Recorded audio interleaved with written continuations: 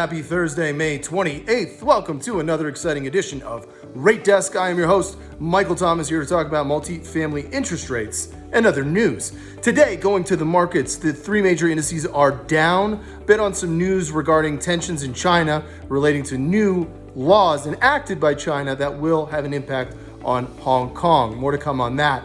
We are seeing the crude oil future prices go back up to $33 barrel range. Very nice to see that. And the U.S. 10-year Treasury yields remain in the same 0.69, 0.70 range-bound area on their yields today. Now, watching the bond report, one of the reporters mentioned today that corporate bonds are really on fire this year and kind of questioning the appetite going forward more on the U.S. Treasury yield bonds, since there really are supportive mechanisms in place now, which I think are lifting up that market for this year. More on that later as I talk about some financing related to hospitals toward the end of the episode. Jumping over to the multifamily rates, we are seeing them flat. FHA is 250, 2.50 on the 223F, 35-year fixed, and on the 221D4, we're seeing 3.15. That is fixed for 40 years, fully amortizing, non-recourse, including your construction period that's interest only. Jumping over to the agency desk, Fannie Mae still at 317, flat again to yesterday. Looking at the Freddie Mac, 320, again, flat to yesterday. Not a lot of movement there. That is not always a bad thing, especially in times like these. Now, what do I want to talk about today? Okay. I've attended several conferences and been a part of speaking to some leaders regarding the combination of hospitals and housing.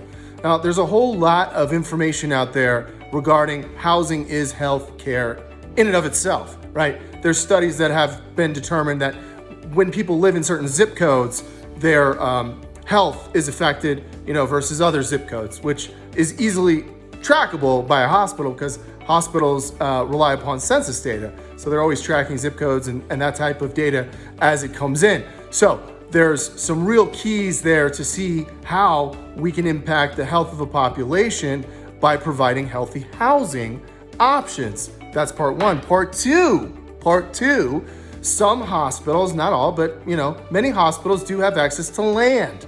Okay, they might even have an extra large campus that they might have a parcel they're not going to use currently, and maybe they don't even need to use it to expand in the future. So that parcel could be developed.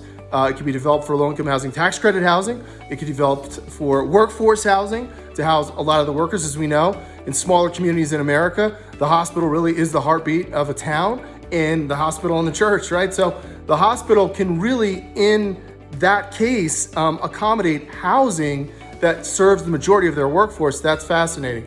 But even in urban areas, there's opportunities, I believe, for hospitals. And there have been a few cases of hospitals combining multifamily housing. One I'm thinking of in particular in New York, where they had some low-income housing tax credit combined on a hospital campus. So something I wanted to bring up today, and the reason it's on my mind, I watched the Willie Walker and Dunlop governor of Colorado, Jared Polis, speaking on a webcast talking about hospitals, the numbers of beds that we have in the state, et cetera, and it just reminded me that there's a huge opportunity there. Also, I was involved earlier this year in financing a hospital actually in Colorado that we were able to close on during this time and got them one of the lowest recorded FHA hospital rates in the history of the program. So that's a nice thing to be able to accomplish. But I wanted to put that out there for those rural and sort of more smaller market, maybe not tiny market types of regions across the country where they're thinking about how can we access and create more housing with better access to capital, right?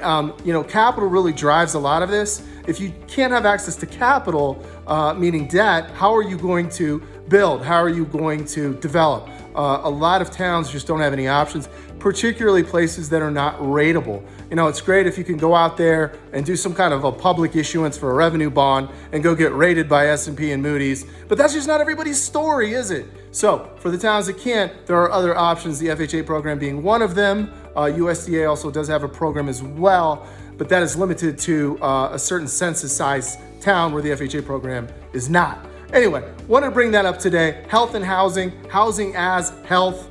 and the idea of combining hospitals in communities where there's multifamily development potential. That's the thought I want to leave you with today. Thank you for tuning in to another edition of Rate Desk. I am your host, Michael Thomas, signing off.